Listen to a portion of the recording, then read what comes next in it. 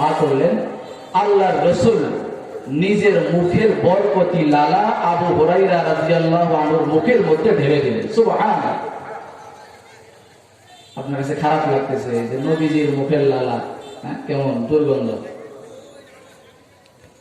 সহিহ বুখারীর হাদিসের মধ্যে আছে, হযরত উরওয়া ইবনে মাসউদ রাদিয়াল্লাহু তাআলা আনহু বলেন, হুদায়বিয়ার সন্ধির সময় আমরা যখন মক্কা থেকে পয়গম্বর সাল্লাল্লাহু আলাইহি ওয়াসাল্লামকে দেখতে আসলাম যে পয়গম্বর কি করতেছেন, সাহাবায়ে কেরামকে নিয়ে বসে আছেন। হযরত উরওয়া ইবনে মাসউদ রাদিয়াল্লাহু তাআলা আনহু বলেন, গিয়ে দেখলাম ওয়াল্লাহি মা তারাখামা রাসূলুল্লাহ সাল্লাল্লাহু আলাইহি ওয়াসাল্লাম মুখামাতান ইল্লা ওয়াকাত ফি কাফি ইয়াদি রাজুলিন মিনহুম। হযরত উরওয়া ইবনে মাসউদ, আলহামদুলিল্লাহ নাহমাদুহু ওয়া নাস্তাঈনুহু ওয়া নাস্তাগফিরুহু মিন শুরুরি আনফুসিনা ওয়া মিন সাইয়্যাতি আ'মালিনা। من يهده الله فلا مضل له ومن يضلله فلا هادي له ونشهد أن لا إله إلا الله وحده لا شريك له ونشهد أن سيدنا وسندنا وحبيبنا ومولانا محمدا عبده ورسوله صلى الله تعالى عليه وعلى آله وأصحابه وبارك وسلم تسليما كثيرا أما بعد فأعوذ بالله من الشيطان الرجيم. بسم الله الرحمن الرحيم. شهد الله أنه لا إله إلا هو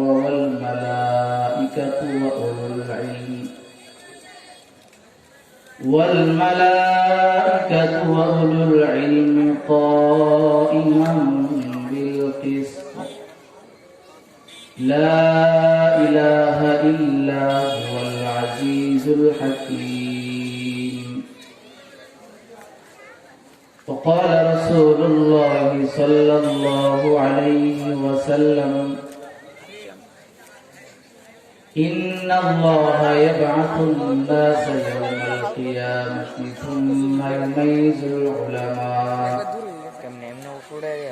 فيقول يا معشر العلماء إني لم أضع علمي فيكم لأعذبكم اذهبوا قد غفرت لكم أو كما قال النبي عليه الصلاة والسلام. اللهم صل على محمد وعلى آل محمد كما صليت على إبراهيم وعلى آل إبراهيم إنك حميد مجيد. اللهم بارك على محمد وعلى آل محمد كما باركت على إبراهيم وعلى آل إبراهيم إنك حميد مجيد. بلغ العلا بكماله كشف الدجى بجماله حسنت جميع خصاله صلوا عليه وآله. بلغ العلا بكماله كشف الدجى بجماله حسنت جميع خصاله صلوا عليه وآله الحمد لله মারকাজুল উলুম দ্দীনিয়া নরসিংদী বাংলাদেশের উদ্যোগে আয়োজিত দস্তরবন্দি ও ইসলামী মহাসম্মেলন। আল্লাহ তাআলার মেহেরবানি, আল্লাহ তাআলা আমাদেরকে দয়া করেছেন, মায়া করেন, মহব্বত করেন, ভালোবাসেন। আল্লাহ তাআলা আমাদেরকে তার জান্নাতের বাগানে কোরআনে কারীমের মজলিসে, উলামায়ে কিরামের মজলিসে আমাদেরকে নির্বাচন করেছেন, আসার বসার তৌফিক দান করেছেন। কোরআনে কারীমের আলোচনা এবং হাদিসে পাকের আলোচনা শোনার জন্য বসার তৌফিক দান করেছেন। এজন্য সকলেই মহান মালিকের দরবারে, বিশ্ব প্রতিপালকের দরবারে শুকরিয়া খান। সকলেই ঈমানের কণ্ঠে, উচ্চ আওয়াজে, মুসলমানের কণ্ঠে বলি আলহামদুলিল্লাহ। তো ভাই, মাগরিবের পরে অত্যন্ত গুরুত্বপূর্ণ সময়, আর পাশেই আমাদের মাদ্রাসা। উলামায়ে কিরাম আসবেন, ওনারা বয়ান করবেন। তো মাগরিবের পরে বরকতি সময় আল্লাহ তাআলা আমাদেরকে বসার তৌফিক দিয়েছেন, আমরা বসেছি।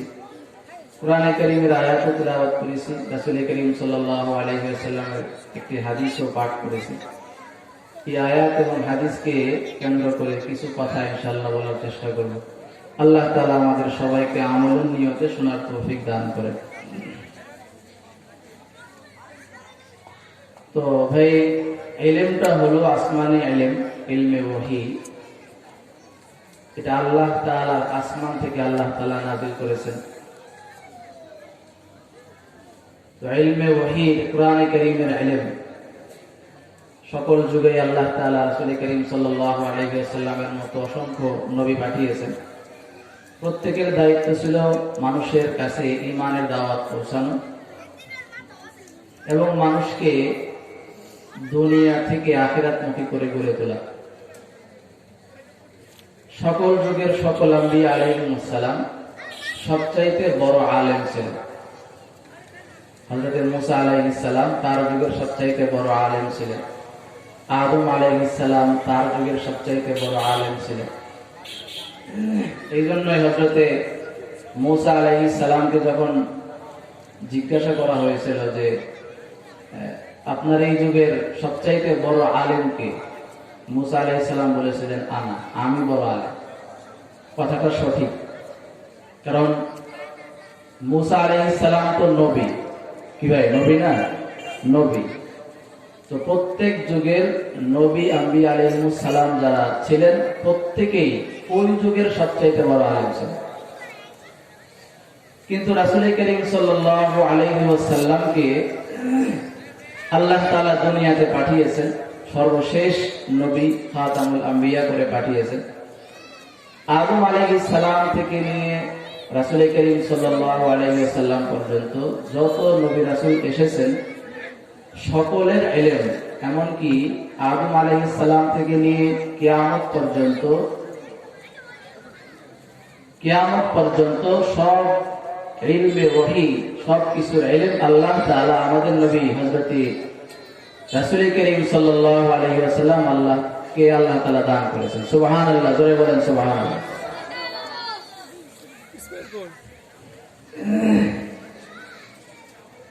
এক হাদিসের মধ্যে নবীজি বলেন, قال رسول الله صلى الله عليه وسلم قال رسول الله صلى الله عليه وسلم أوتيت علم الأولين والآخرين। আল্লাহ রাসূল বলেন, আল্লাহ তাআলা আমাকে পূর্বের যুগের সকলের ইলম এবং পরবর্তীদের সকলের ইলম আল্লাহ আমাকে দান করেছেন। সুবহানাল্লাহ, জোরে বলেন সুবহানাল্লাহ। এমনিতেও খাতামুল আম্বিয়া রাসূল করিম সাল্লাল্লাহু আলাইহি ওয়াসাল্লাম বড় আলেম।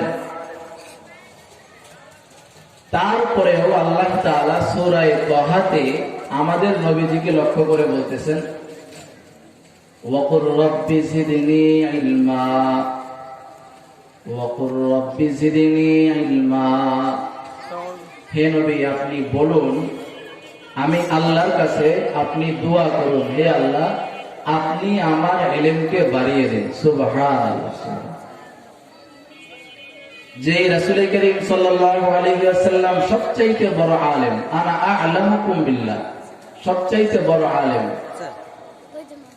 এই নবীজিকেও আল্লাহ তাআলা দোয়া শেখাচ্ছেন যে হে নবী আপনি দোয়া করুন আমার ইলম আরো বাড়িয়ে দিন। সুবহানাল্লাহ। এই জন্য ইলমটা অত্যন্ত দামি একটা জিনিস। এই ইলমের সিফত যার সঙ্গে লাগবে সে হলো আলেম। আলেমের দামও আল্লাহর কাছে অত্যন্ত বেশি। এটা আল্লাহর সিফত ইলম। তো ইলম যে ব্যক্তির সঙ্গে লাগবে সে হয় আলেম। নিচে হবে কোনটা? এক হাদিসের মধ্যে রাসূল করিম সাল্লাল্লাহু আলাইহি ওয়াসাল্লাম বলেন, এটা আপ ডাউন করবে কিয়ামতের ময়দানে, করবে না? কিয়ামতের ময়দানে জাহান্নামী বান্দা একজন জান্নাতি বান্দার পাশ দিয়ে যাবে। কথাগুলো খেয়াল করবেন তো আমরা মনোযোগের নিয়ে তো শুনবো ইনশাআল্লাহ। কিয়ামতের দিন জাহান্নামী বান্দা জান্নাতি বান্দার পাশ দিয়ে যাবে, যাওয়ার পরে চিনে ফেলবে, জান্নাতি বান্দাকে জাহান্নামী বান্দা চিনবে। তখন চিনে বলবে যে আমি তো আপনাকে চিনি, ইন্নী সাকাইতুকা শারবাতান, আমি আপনাকে পানি পান করেছিলাম। আমাশ মানে হলো যার চোখের ভুরু নাই, চোখের ভুরু নাই। তুমি যা দিলে তো দেখা যায়। এই সুলাইমান আল আমাশ অত্যন্ত বড় আলেম বুজুর্গ ছিলেন। উনি একদিন ফজরের নামাজে এই আয়াত তিলাওয়াত করতেছেন। ফজরের নামাজের আগে যে তাহাজ্জুদের নামাজ পড়ে ওই সময়, আর সিজদায় যখন যাচ্ছেন সিজদায় গিয়ে বলতেছেন আনা আশহাদু বিমা শাহিদাল্লাহু বিহি, আনা আশহাদু বিমা শাহিদাল্লাহু বিহি, হে আল্লাহ আমি ওই সমস্ত লোকদের অন্তর্ভুক্ত যারা সাক্ষ্য দেয় যে আল্লাহ এক, আমিও সাক্ষ্য দেয় আল্লাহ আপনি এক। সুবহানাল্লাহ। তখন তার কাছে একজন বড় ব্যবসায়ী ছিলেন গালিব আল কাত্তান, তাফসীর ইবনে কাসীরের মধ্যে ঘটনা আসছে। উনি ওনার জবান থেকে, সুলাইমান আল আমাশের জবান থেকে যখন কথাটা শুনেছেন মনে মনে চিন্তা করতেছেন অবশ্যই এই আয়াত সম্পর্কে সুলাইমান আল আমাশের কাছে কোনো হাদিস জানা আছে, আমি তার কাছ থেকে আয়াত সম্পর্কে একটা হাদিস শুনব। সকাল হয়েছে, গালিব আল কাত্তান গিয়া বলতেছে ও সুলাইমান আল আমাশ, রাতের বেলায় তাহাজ্জুদের নামাজে দেখলাম আপনি আপনার রবকে লক্ষ্য করে বলতেছেন আনা আশহাদু বিমা শাহিদাল্লাহু বি, হে মালিক আমি সাক্ষ্য দিচ্ছি যে আপনি আল্লাহ এক। আপনার এই কথাটা শুনে আমার দিলের মধ্যে একটা অনুভূতি হয়েছে, এই আয়াত সম্পর্কে আপনার কোন হাদিস জানা আছে?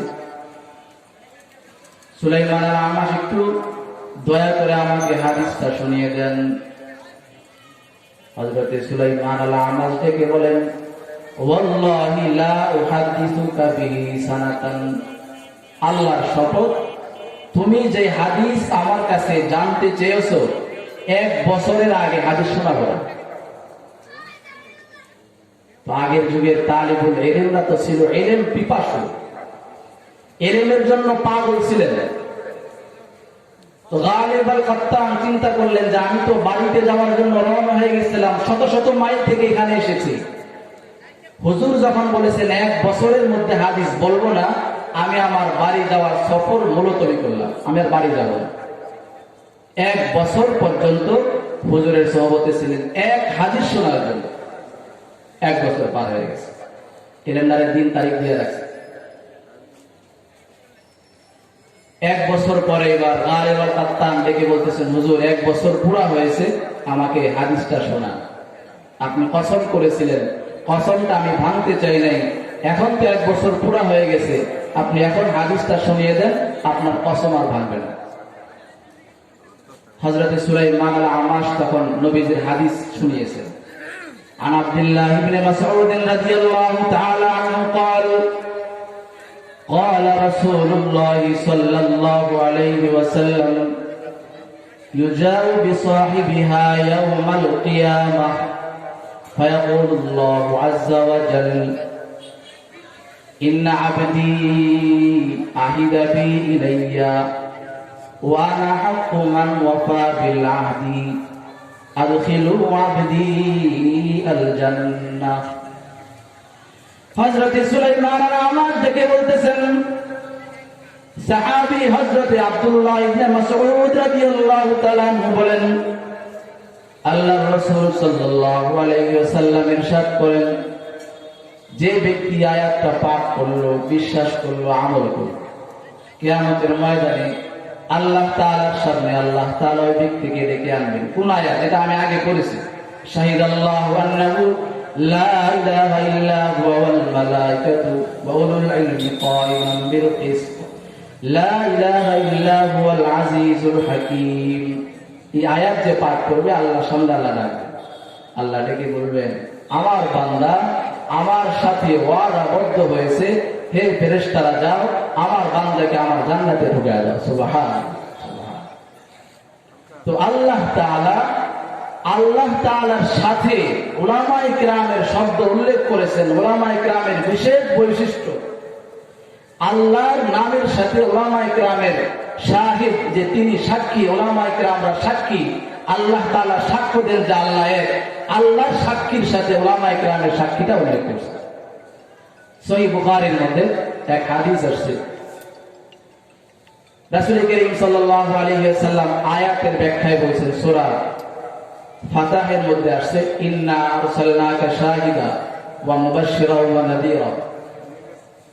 হে নবী, আমি আপনাকে সাক্ষী রূপে দুনিয়াতে পাঠিয়েছি। এই সাক্ষী কি? এই সাক্ষী সম্পর্কে হাদিসের মধ্যে রাসূল করিম সাল্লাল্লাহু আলাইহি ওয়াসাল্লাম বলেন কিয়ামতের ময়দানে আল্লাহ তাআলার সামনে আল্লাহ তাআলা নূহ আলাইহিস সালামের উম্মতদেরকে আনবেন, ডেকে আনবেন, একত্রিত করবেন। তো নূহ আলাইহিস সালাম তো অনেক বছর দাওয়াত দিয়েছেন, 950 বছর। মুসলমান হয়েছে মাত্র 40 জন বা 80 জন, খুব বেশি মুসলমান হয়নি। তো ওই সকল কাফেরদেরকে আল্লাহ তাআলা ডাকবেন, ডেকে বলবেন তোমরা দুনিয়াতে মুসলমান কেন হও নাই? আমি তো নবী রাসূল দুনিয়াতে পাঠিয়েছিলাম, নূহ আলাইহিস সালামকে পাঠিয়েছিলাম। এই লোকগুলো বলবে যে আল্লাহ না, দুনিয়াতে আমাদের কাছে কোনো নবী রাসূল আসে নাই। আচ্ছা বলেন তো, কথাটা সত্য বলছে না মিথ্যা বলছে? মিথ্যা বলছে। নূহ আলাইহিস সালামকে পাঠিয়েছেন আল্লাহ। আল্লাহ বলছেন না, আমি তো নূহ আলাইহিস সালামকে পাঠিয়েছি। তখন নূহ আলাইহিস সালামকে আল্লাহ ডাকবেন, দেখে বলবেন যে হে নূহ, তোমার উম্মত বলে তুমি দুনিয়াতে যাও নাই, বাস্তব কোনটা, সত্যবাদী কে? নূহ আলাইহিস সালাম বলেন যে আল্লাহ আপনি নিজে জানেন, আপনি আমাকে দুনিয়াতে পাঠিয়েছেন। তখন কাফেররা বলবে, নূহ আলাইহিস সালামের উম্মতেরা বলবে যে আমরা সাক্ষী ছাড়া কথা বিশ্বাস করি না।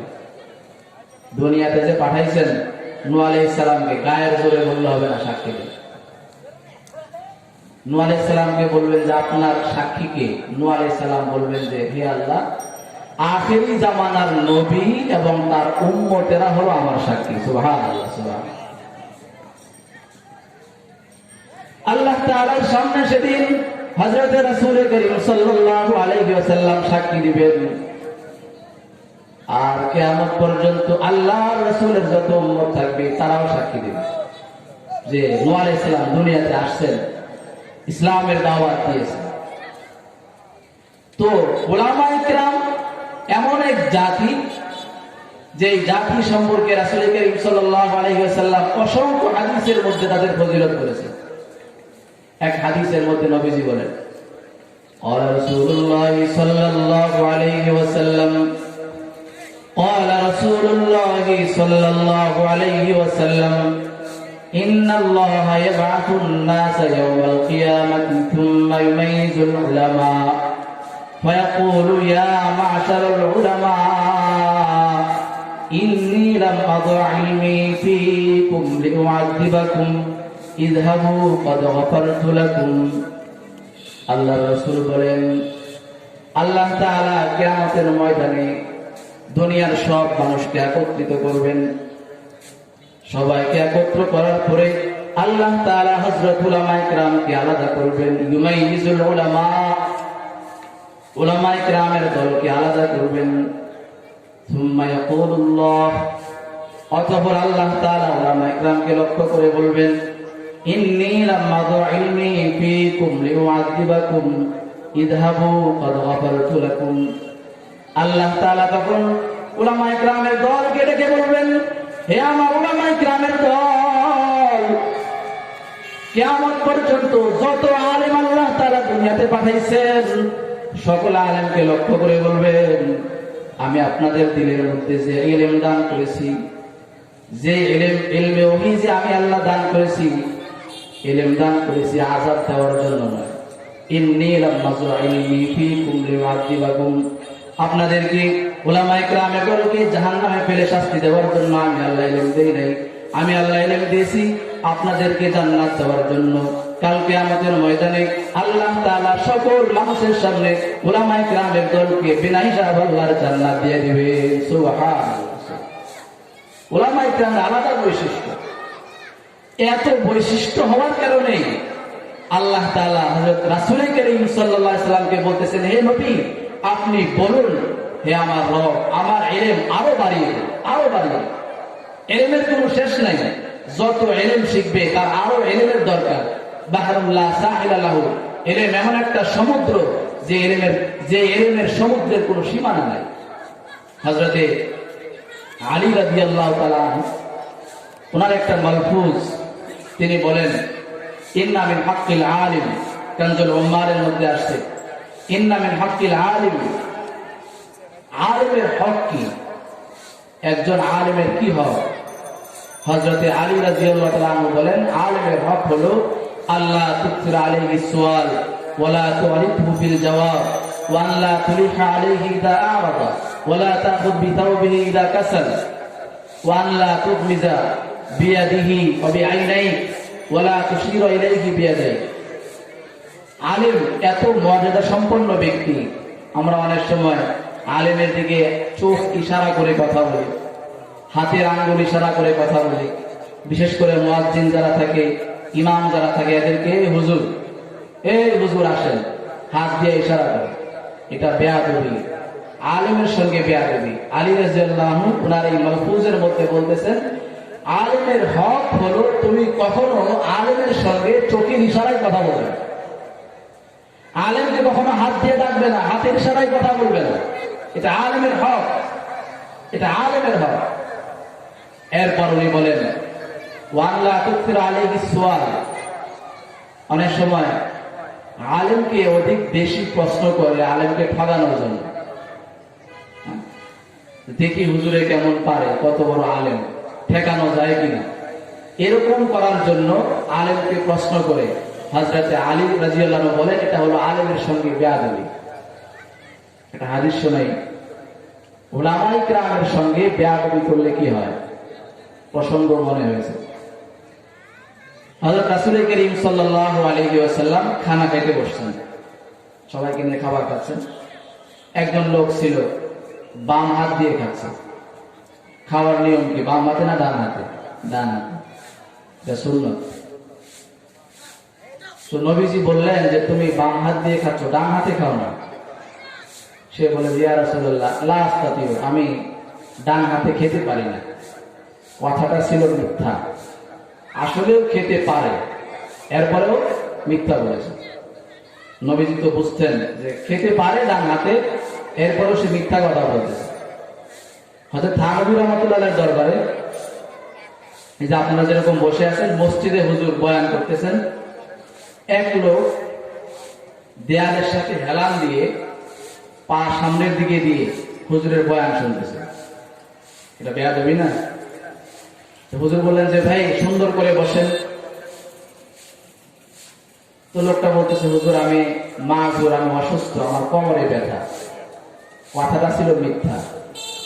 হুজুর অনেকক্ষণ চুপ করেছিলেন, এরকম করে লম্বা সময় চুপ করেছিলেন, 2-3 মিনিট চুপ করে মুরাকাবা করে। এরপরে বললেন, আপনার কোনো সমস্যা নাই, আপনি মজলিস থেকে বের হয়ে যান। তো নবীজির কাছে যখন ওই সাহাবী বললেন যে আমি ডান হাতে খেতে পারি না, নবীজি তখন সঙ্গে সঙ্গে বললেন যে পশ্চিম কালেও তুমি ডান হাতে খেতে পারবে না। এই বদদুয়া বের হয়ে গেছে। আল্লাহ রাসূলের জবান দিয়ে যখন কথাটা বের হয়ে গেছে, সাহাবায়ে কেরাম বলেন যে আমরা শেষ পর্যন্ত দেখেছি এই লোকটা কোনোদিন ডান হাতে খেতে পারেনি, ডান হাতে খেতে পারে না। এই জন্য আলেমের সঙ্গে বেয়াদবি এটা অত্যন্ত মারাত্মক জিনিস। আর উলামায়ে কেরাম তো ওয়ারাসাতুল আম্বিয়া, ওয়াইনাল উলামা ওয়ারাসাতুল আম্বিয়া। হযরতে কাসির ইবনে কায়েস উনি বলেন যে আমরা আবু দারদা রাদিয়াল্লাহু আনহুর সঙ্গে জামে দিমাশকের জামে মসজিদে বসা ছিলাম। এমন সময় একজন লোক আসছে, এসে বলতেছেন, হে আবু দারদা, আমি এসেছি একটা হাদিস শেখার জন্য, হাদিস শোনান। উনি হাদিস শোনাইছেন। কি হাদিস? নবীজির হাদিস। জিজ্ঞাসা করছেন, তুমি অন্য কোনো উদ্দেশ্যে আসো নাই? না, আমি আর কোনো উদ্দেশ্যে আসি নাই, এসেছি শুধু আপনার জবান থেকে একটি হাদিস শোনার জন্য। হযরতে সাহাবী আবু দারদা রাদিয়াল্লাহু আনহু বলেন, আমি নবীজির কাছ থেকে হাদিস শুনেছি। নবীজি বলছেন, ক্বালা রাসূলুল্লাহ সাল্লাল্লাহু আলাইহি ওয়াসাল্লাম, মান সালাকা তরিকান ইয়াতলুবু ফীহি ইলমান সালাকাল্লাহু বিহি তরিকাম মিন তুরুকিল জান্নাহ ওয়া ইন্নাল মালায়েকা লা তাদাউ আজনিহাতাহা রিদান লিতালিবিল ইলম ওয়া ইন্নাল উলামা ওয়ারাসাতুল আম্বিয়া ওয়া ইন্নাল আম্বিয়া লাম ইওয়ারিসু দীনারান ওয়ালা দিরহামা।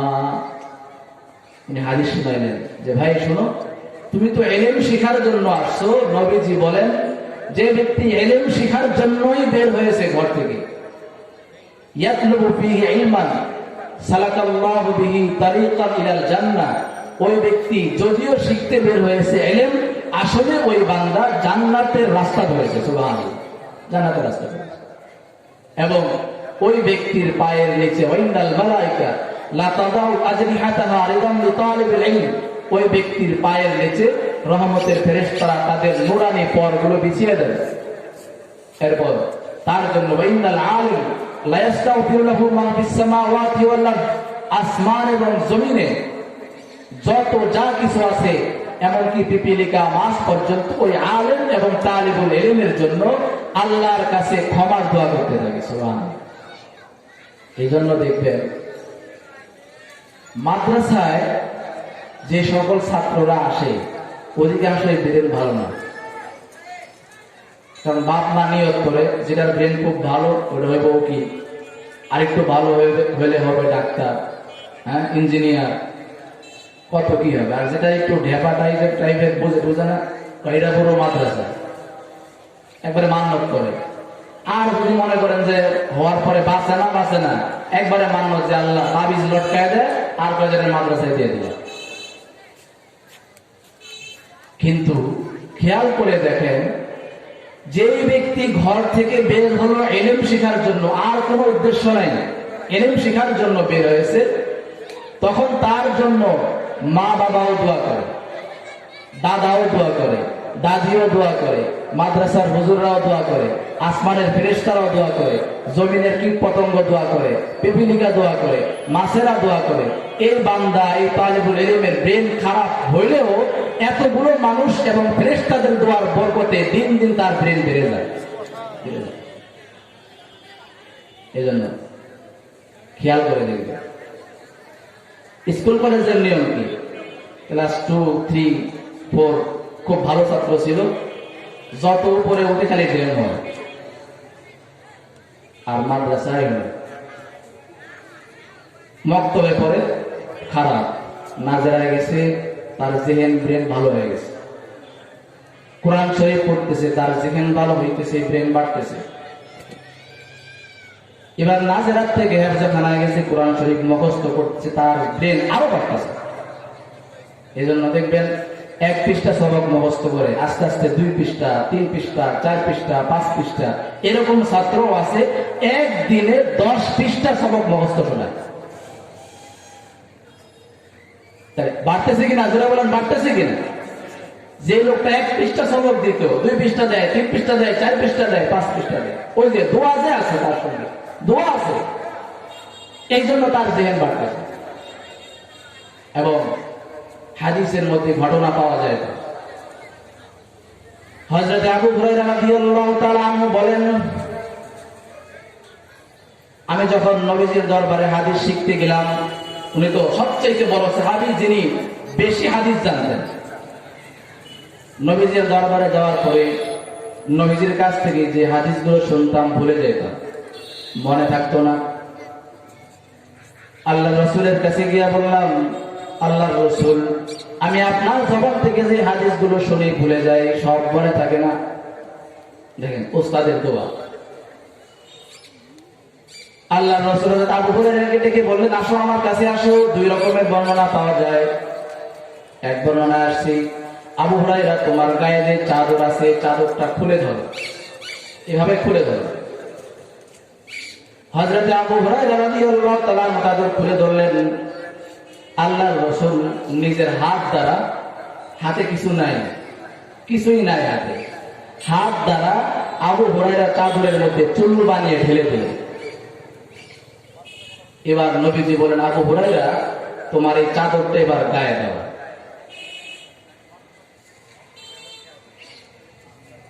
অন্য বর্ণনায় আসছে সহিহ বুখারী, নবীজি আবু হুরায়রাকে বলেন, আবু হুরায়রা, হা করো, হা করো। হযরতে আবু হুরায়রা রাদিয়াল্লাহু তাআলা আনহু হা করলেন। আল্লাহর রাসূল নিজের মুখের বরকতি লালা আবু হুরায়রা রাদিয়াল্লাহু আনহুর মুখের মধ্যে ঢেলে দিলেন। সুবহানাল্লাহ। আপনার কাছে খারাপ লাগতেছে যে নবীজির মুখের লালা কেমন দুর্গন্ধ। সহিহ বুখারীর হাদিসের মধ্যে আসছে, হযরত উরওয়া ইবনে মাসউদ রাদিয়াল্লাহু তাআলা আনহু বলেন, হুদায়বিয়ার সন্ধির সময় আমরা যখন মক্কা থেকে পয়গম্বর সাল্লাল্লাহু আলাইহি ওয়াসাল্লামকে দেখতে আসলাম যে পয়গম্বর কি করতেছেন, সাহাবায়ে কেরামকে নিয়ে বসে আছেন। হযরত উরওয়া ইবনে মাসউদ রাদিয়াল্লাহু তাআলা আনহু বলেন, গিয়ে দেখলাম, ওয়াল্লাহি মা তারাখামা রাসূলুল্লাহ সাল্লাল্লাহু আলাইহি ওয়াসাল্লাম মুখামাতান ইল্লা ওয়াকাত ফি কাফি ইয়াদি রাজুলিন মিনহুম। হযরত উরওয়া ইবনে মাসউদ রাদিয়াল্লাহু তাআলা বলেন, আমরা গিয়ে দেখলাম পয়গম্বর নিজের নাকের ময়লা উঠাইতেছেন, জমিনে ফেলতেছেন। আল্লাহর কসম, পয়গম্বরের নাকের ময়লাগুলো জমিনে পড়ে না, সাহাবায়ে কেরামের হাতের মধ্যে পড়ে। আল্লাহু আকবার। সাহাবাদের হাতে। এরপর হযরত উরওয়া ইবনে মাসউদ বলেন, নবীজি মুখের থেকে যে থুতু ফেলেন, এই থুতুটা জমিনে পড়ার আগে সাহাবায়ে কেরাম কে কার আগে থুতুটা হাতে নিয়ে নিজের শরীরে লাগবে, ইউকাতিলুন, যুদ্ধের মতো লেগে যাবে। কে কার আগে নবীজির মুখের লালাটা নিজের গায়ে লাগবে? কি দুর্গন্ধ না মেশক আম্বরের চাইতে সুগন্ধ? মেশক আম্বরের কাদু ইয়াক্তাতিলুন। এই জন্যই রাসূল করিম সাল্লাল্লাহু আলাইহি ওয়াসাল্লামের শরীরের ঘাম সাহাবায়ে কেরাম জমা করতেন, জমা করে বোতলের মধ্যে ভরে রাখতেন। এবং হাযা মিন আতিয়াবিত তিব, উম্মে সুলাইম রাদিয়াল্লাহু আনহা বলেন যে আমরা নবীজির গায়ের যে ঘাম ঝরতো ঘুমালে, ওই ঘামগুলো আমরা শিশিতে ভরে রাখতাম এবং এটা গায়ে ব্যবহার করতাম আমরা আতর হিসাবে। আল্লাহর কসম, দুনিয়ার সকল সুগন্ধির চাইতে তার সুঘ্রাণ বেশি ছিল, বেশি ছিল। এই জন্য আবু হুরায়রার মুখে যে নবীজি লালা দিছেন, এটা দুর্গন্ধ না, মেশক আম্বরের চাইতেও সুগন্ধ। আল্লাহর রাসূল এবার হযরত আবু হুরায়রাকে ডেকে বলেন, আবু হুরায়রা, মুখে থুতু দিয়ে বললেন, গিলে ফেল। হযরত আবু হুরায়রা গিলে ফেলছেন। আবু হুরায়রা শেষ বয়সে, যখন বয়স বাড়ছে, উনি সাহাবায়ে কেরামকে ডেকে ডেকে বলতেন, আমার চুল পেকে গেছে, দাড়ি পেকে গেছে, সব কিছু পেকে গেছে, আমি বৃদ্ধ হয়ে গেছি। আল্লাহর কসম, আমার ব্রেনটা বৃদ্ধ হয় না। সুবহানাল্লাহ, ব্রেন বৃদ্ধ হয় না। তো যখন উলামায়ে কেরামের মজলিসে কাছে ইলম শিখতে আসে, তো এতগুলো মানুষের দোয়া, ফেরেশতাদের দোয়া যখন তার সঙ্গে লাগে, তার দিন দিন ব্রেন বাড়তে থাকে, বাড়তে থাকে, সে কখনো ফেল হয় না। এই জন্য আজ পর্যন্ত আপনারা কোনো সময় দেখবেন না কোন আলেম বেকার আছে, কোন আলেম চাকরির জন্য ঘুরতেছে সরকারের পিছনে, নাই। কোন আলেমের চাকরির জন্য ঘুরতে হয় না, আল্লাহ তাআলা ব্যবস্থা করে। হযরতে আবু হুরায়রা রাদিয়াল্লাহু আনহু বলেন যে আরেকটা জিনিস খেয়াল করবেন, এই সমস্ত মাদ্রাসাতে ইলমে ওহী শেখার ক্ষেত্রে তালিবুল ইলমরা কি খায়? খুব ভালো কিছু খায় না। আর যারা স্কুল কলেজে পড়ে, পরীক্ষা শুরু হয়ে গেছে, বাবা ছেলের জন্য মাছ, দুধ, ভালো ভালো খাবে আর পরীক্ষা দেবে। আর আমাদের মাদ্রাসাগুলোর সিস্টেম হলো, বড় বড় মাদ্রাসাগুলোতে দেখবেন যখন পরীক্ষা শুরু হয় তারা রোজা রাখে। সুবহানাল্লাহ, রোজা রাখে। ঢাকা বড় বড় মাদ্রাসাগুলোতে ভর্তি হওয়ার জন্য রোজা রেখে দাখিলা ইমতিহান ভর্তি পরীক্ষা দেয়, যেন ওই মাদ্রাসায় ভর্তি হতে পারে। ভর্তি পরীক্ষা রোজা রেখে। সহিহ বুখারীর মধ্যে আসছে, হযরত আবু হুরায়রা রাদিয়াল্লাহু আনহু বলেন যে আমি এত ক্ষুধার্ত থাকতাম, খাবারের জন্য কিছুই থাকতো না, অবস্থা এরকম হতো, আমি রাস্তায় পড়ে থাকতাম ক্ষুধার তাড়নায়। সাহাবায়ে কেরাম মানুষ মনে করত যে আমার মৃগী রোগ হয়েছে। আর আরবের নিয়ম ছিল, মৃগী রোগ হলে জুতা ধরতো মুখের মধ্যে। তো এলাকার মানুষ আমার মুখে জুতা ধরতো আমার মৃগী ব্যারাম মনে করে। আবু হুরায়রা বলেন, আল্লাহর শপথ, আমার কোনো মৃগী রোগ ছিল না, আমার রোগ ছিল ক্ষুধার রোগ। আমি ক্ষুধার্ত থাকতাম। হযরত আবু হুরায়রা রাদিয়াল্লাহু আনহু বলেন, একবার পয়গম্বরের মসজিদের মধ্যে আমি এশার নামাজের পরে নামাজ পড়ে আর আমার অঙ্গ প্রত্যঙ্গ চলতেছে না। 3 দিন ধরে অনাহার, খাবারের কিছুই নাই। এশার নামাজের পরে হযরত আবু হুরায়রা বলেন, আমি নামাজের পরে মসজিদের গেটের মধ্যে শুয়ে পড়লাম। হতে পারে আমার এই ক্ষুধার অবস্থা দেখে কোন সাহাবী আমাকে তার বাড়িতে নিয়ে খানা খাওয়াবে। নামাজের পরে শুয়ে পড়লাম। এমন সময় বের হলেন খলিফাতুর রাসূল হযরত আবু বকর সিদ্দিক রাদিয়াল্লাহু তাআলা আনহু। আল্লাহর পয়গম্বরের সাহাবী আমার কাছে আসলেন। আমিও তার দিকে তাকালাম, তিনিও আমার দিকে তাকালেন। সালাম দিলাম, সালামের উত্তর দিলেন, কিন্তু তিনি তাকিয়ে আবার চলে গেলেন। হযরত আবু হুরায়রা বলেন, আমি তার চেহারার দিকে তাকিয়ে দেখলাম, আল্লাহর শপথ, মনে হয় আবু বকর সিদ্দিক আজ 3 দিন ধরে অনাহার। নবীজির সিফত। হযরত রাসূল করিম সাল্লাল্লাহু আলাইহি সাল্লাম বলেন, ইন্নী আজু ইয়াওমান ওয়া আশবাউ ইয়াওমান। আল্লাহকে ডেকে বলেন, আল্লাহ আমি একদিন ক্ষুধার্ত থাকবো, একদিন পেট ভরা থাকবো। এটাই নবীজির সিফত। নবীজি একদিন খাইতেন, একদিন খাইতেন না, ক্ষুধার্ত থাকতেন। এই জন্য নবীজি দোয়া করছেন। ফাতেমা রাদিয়াল্লাহু তাআলা আনহা ক্ষুধার্ত থাকতেন। নবীজি কি দোয়া করছেন? আল্লাহুম্মা মুশবিআল জুআ। রাসূল করিম সাল্লাল্লাহু আলাইহি ওয়াসাল্লাম দোয়া করছেন ফাতেমা রাদিয়াল্লাহু আনহা সম্পর্কে, হে আল্লাহ, আমার মেয়ে ফাতেমাকে কষ্ট দিয়েন না, যদি ক্ষুধার্ত থাকেও ক্ষুধার কষ্ট তাকে দিয়েন না। এমন ক্ষুধার্ত থাকতেন, কাজও করতেন এত বেশি। ফাতেমা রাদিয়াল্লাহু তাআলা আনহা কাজ করে, সহিহ বুখারীর বর্ণনা, কাজ করতে করতে চাক্কি পিষতে পিষতে হাতের মধ্যে ফসা পড়ে যেত, দাগ হয়ে যেত। নবীজির মেয়ে, কলিজার টুকরা সন্তান। একবার রাসূল করিম সাল্লাল্লাহু আলাইহি ওয়াসাল্লাম এর দরবারে গনিমতের মাল আসছে, কিছু গোলাম আসছে, বাদী আসছে। ফাতেমা রাদিয়াল্লাহু তাআলা আনহা তখন গেলেন বাড়িতে নবীজির কাছে। নবীজির কাছে একটা বাদী গোলাম চাওয়ার জন্য, যে আমার কাজের একজন বাদী দরকার, গোলাম দরকার। গিয়ে নবীজিকে পান নাই। উম্মুল মুমিনিন হযরত আয়েশা রাদিয়াল্লাহু তাআলা আনহা ছিলেন, বললেন যে আমার একজন, দেখেন আমার হাতের অবস্থা, একজন গোলাম দরকার। নবীজি ছিলেন না, উম্মুল মুমিনিনকে বলে আবার বাড়িতে চলে গেছেন।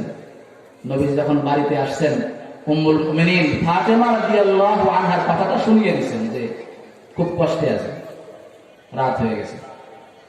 আল্লাহর রাসূল হযরত ফাতেমা রাদিয়াল্লাহু আনহার বাড়িতে গেছেন, আওয়াজ দিয়েছেন। তো রাতে সবাই ঘুমায় গেছে, শুয়ে গেছে। আওয়াজ দেওয়ার পর হযরত ফাতেমা রাদিয়াল্লাহু আনহা বলেন, আমি গেটটা খুলে দিলাম, আল্লাহর পয়গম্বর ঘরে ঢুকলেন। ডেকে বলতেছেন, ও ফাতেমা, তোমাকে একটা আমল শিখিয়ে দিই। আমল, রাতের বেলায় যখন ঘুমাইতে যাও, গনে গনে 33 বার সুবহানাল্লাহ পড়বে, 33 বার আলহামদুলিল্লাহ পড়বে, 34 বার আল্লাহু আকবার পড়বে। নিজের মেয়েকে শিখাচ্ছে। রাতের বেলায় যখন ঘুমাইতে যাও, তুমি তো এসেছিলে আমার কাছে খাদের নেওয়ার জন্য, তোমার কষ্ট হচ্ছে, শুনে রাখো, রাতে যখন ঘুমাইতে যাও, বিছানায় যাওয়ার সময় হাতের কড়াগুলো গনে গনে 33 বার সুবহানাল্লাহ পড়বে, 33 বার আলহামদুলিল্লাহ পড়বে, 34 বার আল্লাহু আকবার পড়বে। এটাকে তাসবিহে ফাতিমি বলা হয়। যদি তুমি ঘুমানোর সময়টা এই আমল করতে পারো, ফাযালিকা খায়রুন লাকুম মিন মিয়াতি খাদিমিন, আল্লাহর কাছে তোমার এই আমলটা দুনিয়ার এরকম 100 গোলামবাদীর চাইতে আল্লাহর কাছে তার অনেক বেশি দাম। সুবহানাল্লাহ।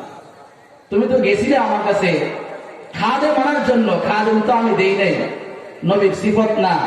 আইয়াশি করা, কষ্ট করো, এই আমলটা করো, দুনিয়ার 100 খাদিমের চাইতে বেশি সওয়াব এই আমলের মধ্যে। এই জন্য হাদিসের মধ্যে আসছে, একদল গরিব লোক সাহাবী নবীজির কাছে এসে বলতেছে, ইয়া রাসূলুল্লাহ, যাহাবা আহলুল কুসুর দারাজাতিল উলা, ধনীরা তো আমাদের আগে জান্নাতে চলে যাচ্ছে, তারা দান করতে পারে, আমরা দান করতে পারি না। গরিব সাহাবীরা বলতেছেন। নবীজি বললেন, তোমরা কি ধনীদের আগে জান্নাতে যেতে চাও? জি ইয়া রাসূলুল্লাহ। তাহলে 5 ওয়াক্ত নামাজের পরে 33 বার সুবহানাল্লাহ পড়বে, 33 বার আলহামদুলিল্লাহ পড়বে, 34 বার আল্লাহু আকবার পড়বে। তোমার এই আমলটা করতে পারলে তুমি ধনীদের আগে জান্নাতে যাবে। সুবহানাল্লাহ।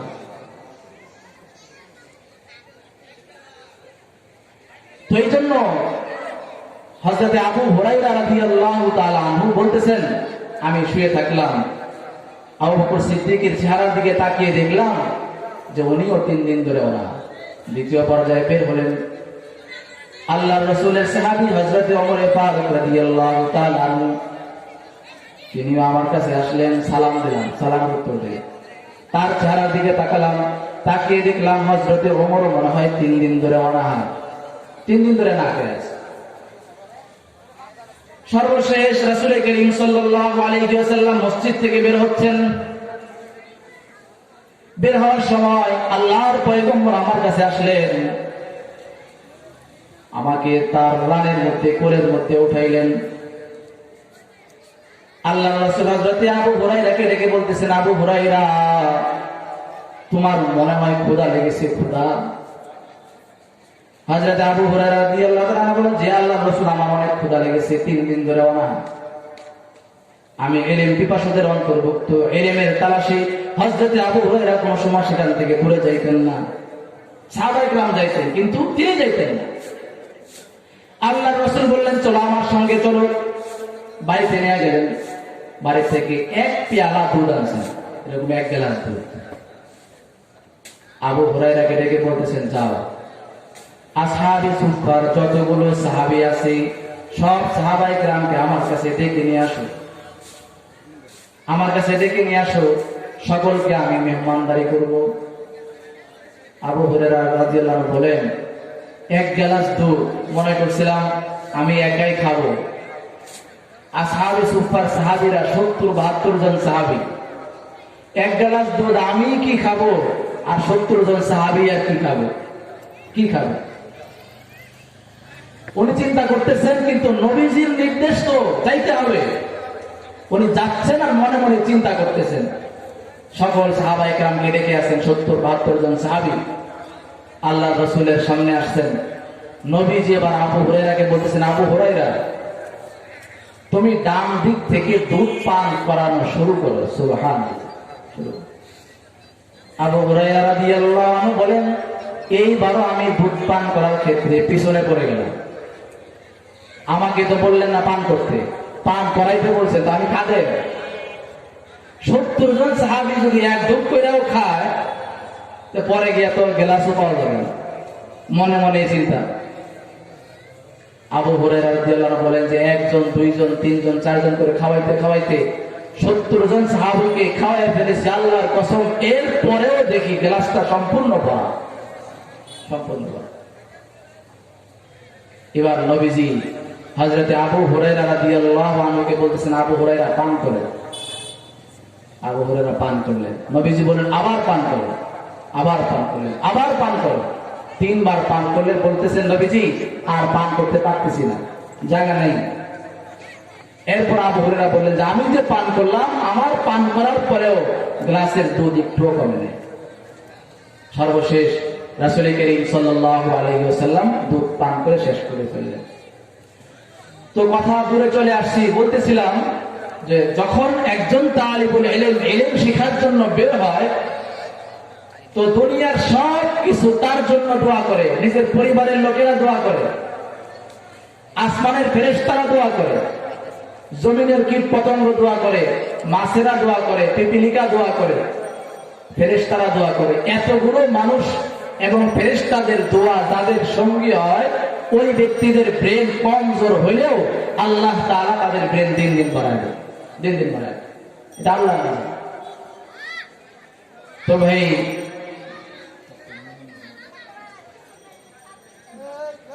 তো আলহামদুলিল্লাহ আমাদের এখানে আজকে অনেক বড় বড় উলামায়ে কেরাম আসবেন। তো যে ভাইয়েরা এখনো বাইরে আছেন, ইনশাআল্লাহ অতি শীঘ্রই চলে আসবে। উলামায়ে কেরাম চলে আসছেন, আমরা কথাগুলো শুনতে থাকবো ইনশাআল্লাহ আমলের নিয়তে। সংক্ষিপ্ত সময়ে আমি যে কথাটুকু বলার চেষ্টা করলাম, আল্লাহ তাআলা আমাদের দিলের মধ্যে ইলম এবং উলামায়ে কেরামের আজমত মহব্বত বাড়িয়ে দেন, আমিন। উলামায়ে কেরামের সঙ্গে মহব্বত তৈরি করার তৌফিক দান করেন এবং নিজের সন্তানদেরকে, নাতিদেরকে, নিজের পরিবারের লোকদেরকে ইলমের সঙ্গে জড়ানোর তৌফিক দান করেন, আমিন।